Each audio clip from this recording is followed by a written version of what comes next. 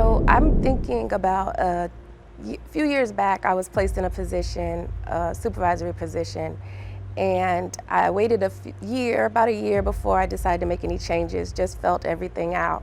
And then I saw something that I thought would benefit my staff. So I went to the appropriate people who would give me permission to go ahead and make that change. And I got the permission, I made the change, staff was happy. But then I noticed there were other people in the building who didn't work for me who were not pleased with it. And I remember sitting at my desk one day and I could hear them in the hallway talking loudly about me.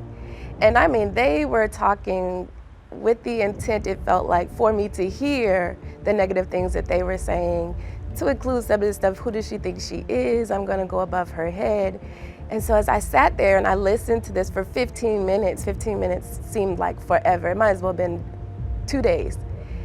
And as it was building up, I hear on one side, it doesn't matter. You went through the proper channels, don't worry about it.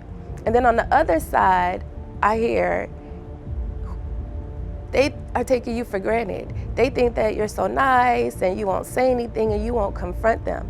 So I got out of my seat and I went out in the hallway and I proceeded to step 10 toes off into flesh, complete and total flesh, and tell them how I felt about the situation and how I had permission to do this and how this doesn't even affect their job.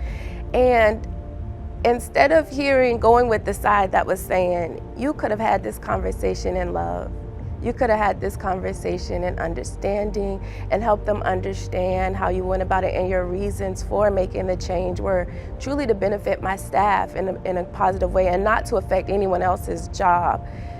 I stepped all the way in the flesh. And I noticed that even my staff, after this had occurred, the changes in my staff, and I would say maybe a lack of respect because I didn't hold myself to a higher standard. I remember the following day after this happened, they actually held what we were calling they had pulled all the prayer warriors outside and they were praying over me outside. And in the flesh, I was like, well, I have prayer warriors too. And I thought, I had to think about this thing and I said, this is completely opposite of the image that I want to portray of who I really am to my heart and core of, I didn't show them God at all. And when I think about a fumble, I think about the definition being like to mishandle, to mishandle something, to clumsily handle something. I had mishandled God's people. In that moment, I had mishandled God's people. I had mishandled my staff because I didn't show them appropriate how to love someone through this situation and have a conversation.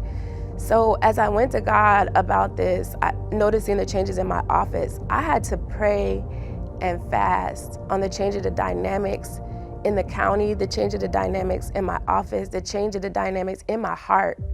Because where that came, that had to come from my heart. And I said, that is not how I operate. I just don't want people to see that at all. I want them to see the love of God that I truly possess in my heart. So I fasted and prayed on this thing for a while. And after that, and I asked for forgiveness. I had to go back to those people. I had to ask for forgiveness. I had to apologize. And I did that.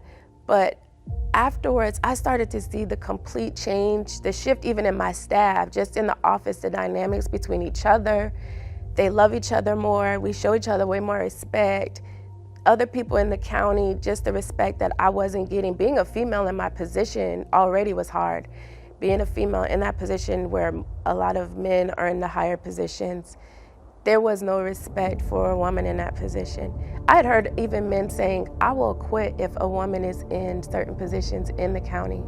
And so after this intense, true, purposeful time with God on what I wanted to see change in the community, what I needed, and that I wanted to show His love, and I didn't want to step off in the flesh because it's easy to give them what you think they had coming to them, but the harder part, or which should be easier, is to just love them through it and have that tough conversation.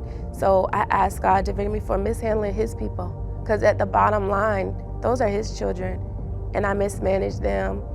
I didn't show the love of Christ that He had placed inside of me.